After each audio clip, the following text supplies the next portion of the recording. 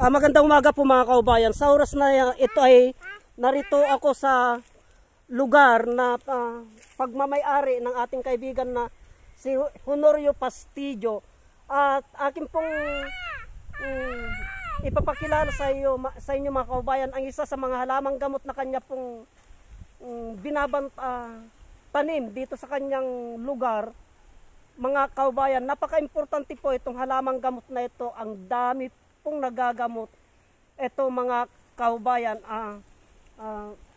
itong mga tanim ng ating kaubayan na si Honorio Pastillo.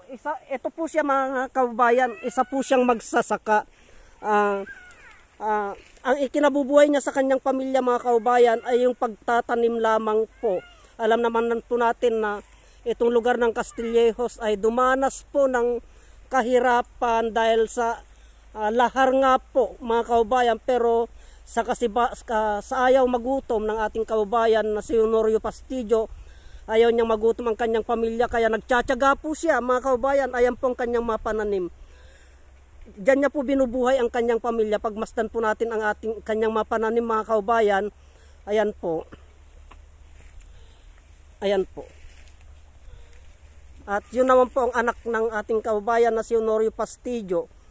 Yan po. At ito naman po ang sinasabi kong halamang gamot mga kaubayan. Ayan po. Yan. Yan. Yang halamang gamot na yan mga kaubayan ay ito yung tinatawag na alagaw. Kukuha po ako mga kaubayan para ipaliwanag ko sa inyo ang kahalagaan ng alagaw.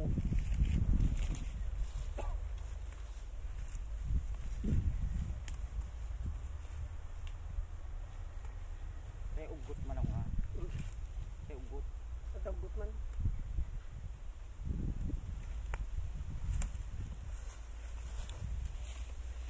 Itong alagaw na ito mga kaubayan ay napaka-importante po. Ito po yung tinatawag na alagaw. Ito. Itong alagaw na ito mga kaubayan ay napakabisa po na panggamot sa mga karamdaman sa loob ng ating katawan. Isa na po dyan, gastroarthritis.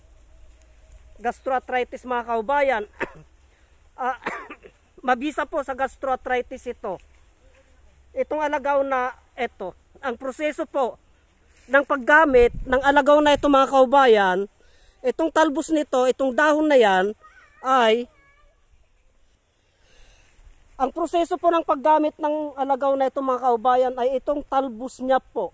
Linalaga po yan at iniinom sa taong may gastroarthritis, kabuhe, sakit ng tiyan.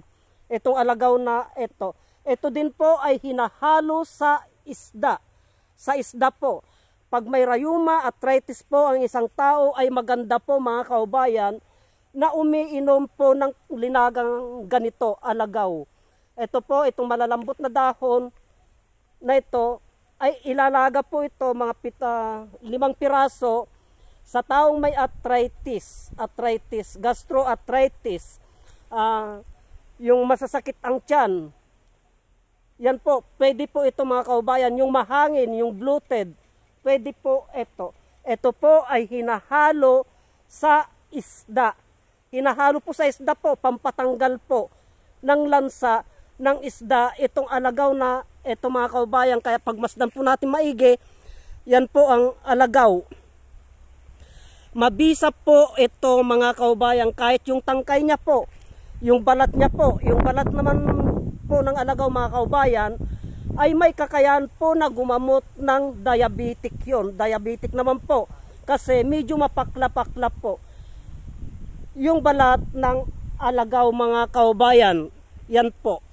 Alagaw, mabisa po sa gastroarthritis, sa arthritis, sa mahangin ang tiyan, yung bloated po ang tiyan niya, yung kabuhi, yung masakit ang tiyan, mabisa po itong alagaw na ito mga kaubayan. Kaya wag po nating baliwalain ang kahalagaan ng alagaw, sapagkat marami po tayong benepisyo na nakukuha maliban po sa panghalo sa isda pampatanggal ng lansa ng isda ay gamot pa po ito mga kababayan. Kaya hanggang dito na lamang po at marami pong salamat.